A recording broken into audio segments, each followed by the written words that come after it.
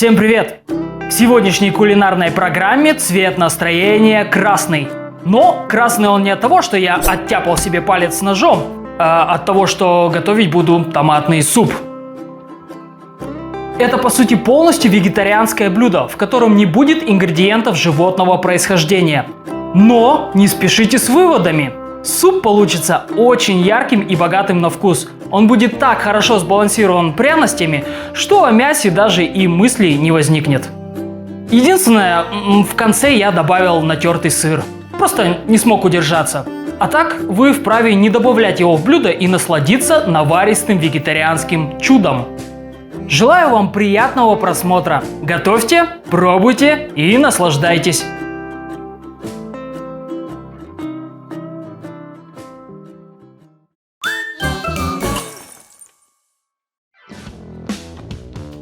Одну луковицу средних размеров избавляю от шелухи. Шинкую ножом. Я делаю это в виде четверть колец, но на самом деле нарезка здесь не совсем важна, так как в последующем суп будет пюрироваться. Ставлю небольшую кастрюлю на плиту и помещаю в нее 50 грамм сливочного масла. Когда оно растает, отправляю измельченный лук.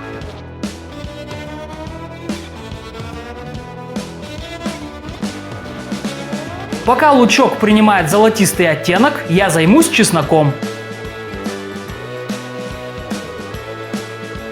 3 зубчика чеснока очищаю от кожуры.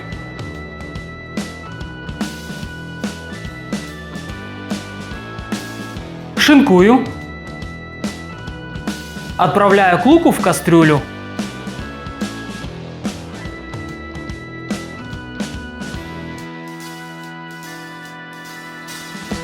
Теперь свежий корень имбиря. Для супа мне понадобится примерно 10 грамм.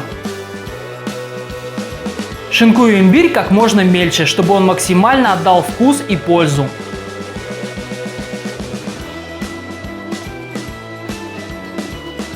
Имбирь закидываю к общим ингредиентам.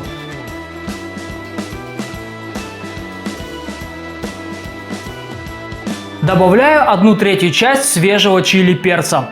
Я нарезал его кольцами.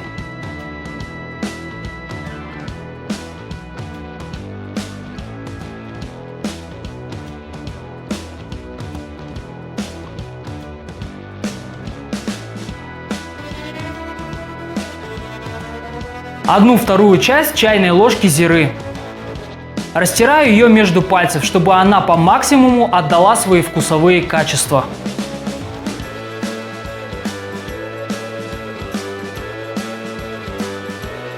Для томатного супа я буду использовать 1 килограмм дачных помидоров. Они придадут супу особую насыщенность. Если нет дачных томатов, то рекомендую взять покупные томаты в собственном соку в том же количестве, так как свежие покупные вряд ли придадут хороший вкус блюду. Разрезаю томаты на 2 части.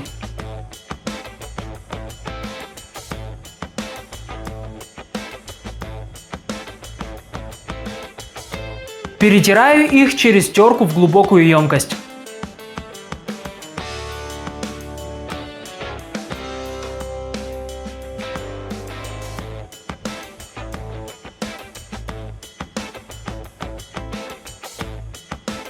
Отправляю томаты в кастрюлю.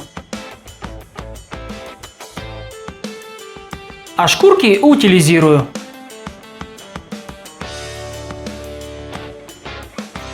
Мне необходимо разбавить суп водой, так что наливаю пол-литра воды в кастрюлю. Содержимое кастрюли довожу до кипения. Добавляю 1,5 чайных ложки соли и 2 чайных ложки сахара. Кастрюлю убираю с плиты и с помощью блендера перебиваю все до однородного состояния.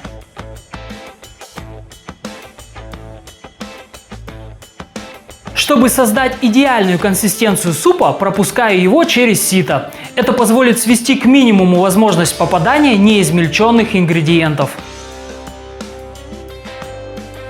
После чего снова довожу томатный суп до кипения. Добавляю зелень. У меня немного зеленого лука, укропа и петрушки.